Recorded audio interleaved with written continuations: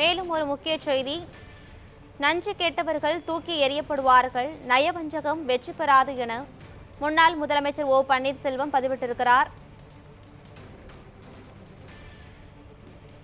நஞ்சு கேட்டவர்கள் தூக்கி எறியப்படுவார்கள், நயவஞ்சகம் வெற்றி பெறாது என முன்னாள் முதலமைச்சர் ஓ பன்னீர்செல்வம் பதிவிட்டிருக்கிறார். இது குறித்த விவரங்களுடன் இணைகிறார் எமது செய்தியாளர் பாஸ்கர பாண்டியன். பாஸ்கர பாண்டியன், விவரங்கள் என்ன பதிவு பண்ணுங்க. ரமணபிரியா, முன்னாள் முதலமைச்சர் ஓ பன்னீர்செல்வம் தற்பொழுது ஒரு அறிவிப்பினை வெளியிட்டிருக்கிறார். அந்த அறிக்கையில் கருவாடு மீனாகாது, கறந்த பால் மடி புகாது, நயவஞ்சகம் வெற்றி பெறாது என குறிப்பிட்டு விமர்சித்து அந்த அறிக்கையை வெளியிட்டிருக்கிறார்.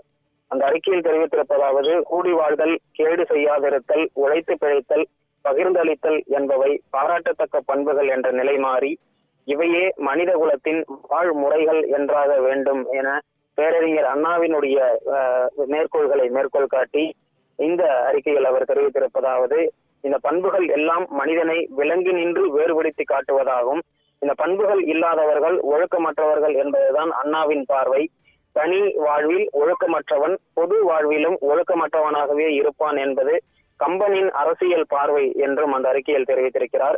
பேரறிஞர் அண்ணாவின் குறிப்பிடத்தக்க அந்த பாராட்டத்தக்க பண்புகளை இன்று வரை தான் கடைபிடித்துக் கொண்டிருப்பதாகவும், என்னை இந்த நிலைக்கு ஆளாக்கிய ஜெயலலிதா என்றென்றும் விசுவாசமாகவே இருந்திருக்கிறேன் எனவும் அந்த கடிதத்தில் அவர் தெரிவித்திருக்கிறார்.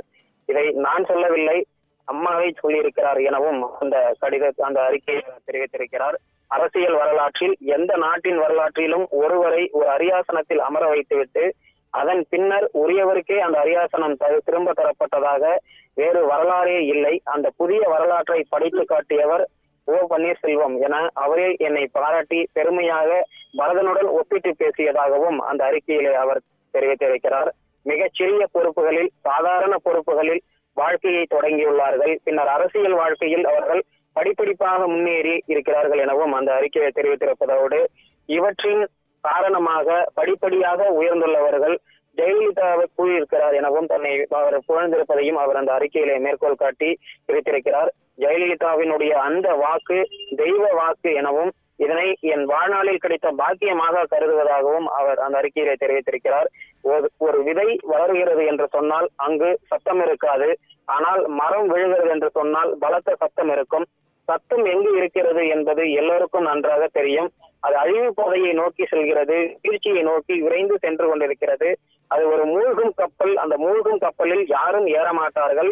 அழிவிலிருந்து மீட்டெடுக்க வேண்டும் என்றால் நன்றி உணர்ந்த துரோகத்தின் மறு உருவாய் விளங்குகின்ற, ஆணவ செருக்குடைய பொய்மையின் மறுவடிவமாக திகழ்கின்ற நயவஞ்சகம் அகற்றப்பட வேண்டும், இல்லையெனில் வீழ்ச்சி நிச்சயம் என அந்த அறிக்கையில் அவர் கடுமையாக சாடியிருக்கிறார். எப்படிப்பட்ட பாவத்தை செய்தவருக்கும் அதிலிருந்து தப்பிக்க வழி உண்டு.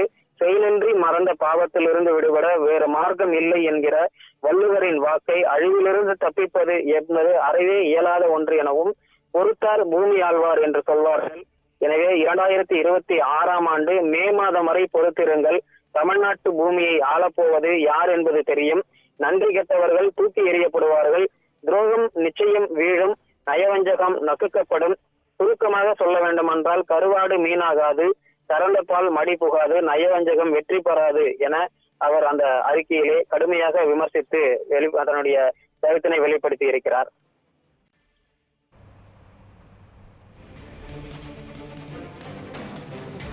முழுமையான விவரங்களை வழங்கியமைக்கு நன்றி பாஸ்கர பாண்டியன்.